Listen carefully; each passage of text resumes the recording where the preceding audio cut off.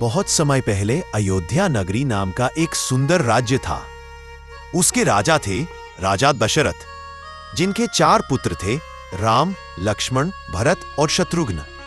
सभी भाइयों में सबसे बड़े और गुणवान थे भगवान श्री राम। वनवास की शुरुआत एक दिन एक घटना के कारण राजा दशरथ को वचन निभाने के लिए श्री राम को 14 वर्ष का वनवास देना पड़ा।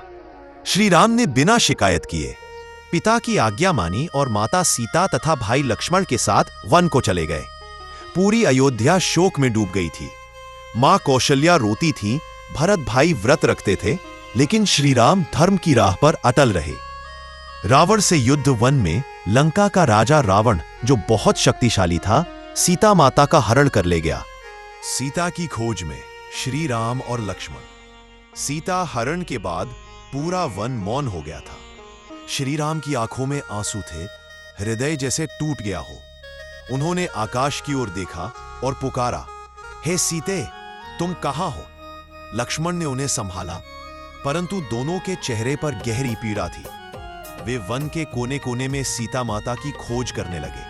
पेड़ों के पीछे, झरनों के पास, पहाड़ों की घाटियों में हर जगह केवल एक ही स्वर गूंजता था, सीता सीता। सूरज ढल रहा था, पत्ते झर रहे थे और हवा में करुणा घुल गई थी, लेकिन फिर भी श्री राम का विश्वास अडिग था।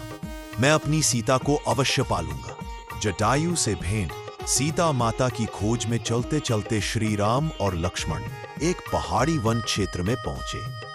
अचानक उन्हें जमीन पर पड़ा एक विशाल पक्षी दिखा। उसके पंख कटे हुए थे, शरीर घायल था, परंतु उसकी आंखों में अब भी भक्ति और तेज चमक रहा था। वह था जटायु, राजा दशरथ का प्रिय मित्र। जटायु ने कांपते हुए स्वर में कहा, हे राम, रावण, राक्षस रावण, वह आपकी सीता माता को लंका की ओर ले गया।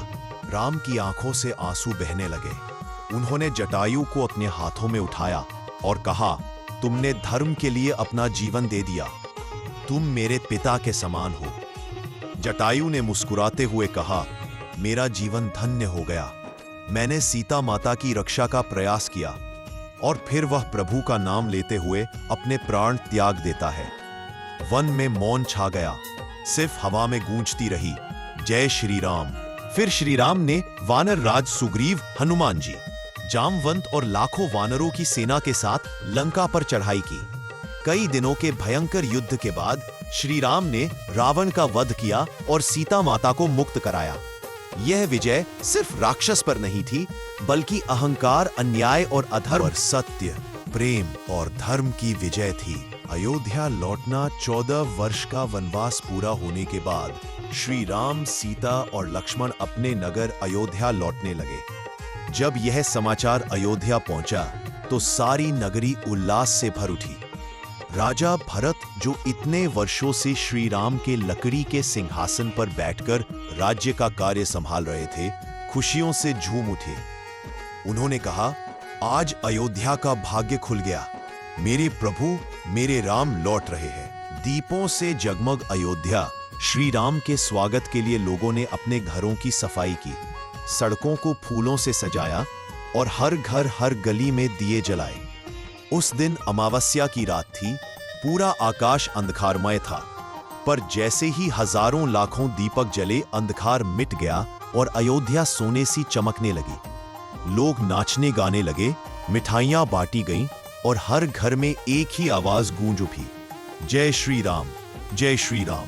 सत्य की जीत का प्रतीक उस दिन से लेकर आज तक हर वर्ष कार्तिक अमावस्या की रात को लोग दिए जलाते हैं, ताकि यह याद रहे कि सत्य की जीत अवश्य होती है।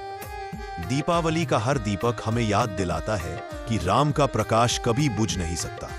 वह हमारे मन, घर और जीवन को रोशन करता है। जैसे श्री राम ने अंधकार और अन्याय को मिटाया, वैसे ही हमें भी अपने अंदर के अंधकार, झूठ, लालच और क्रोध को मिटाकर सत्य, प्रेम और प्रकाश का दीप जलाना चाहिए। इसीलिए हर साल दीपावली मनाई जाती है, श्री राम के लौटने की खुशी में, सत्य और धर्म की विजय के प्रतीक के रूप में।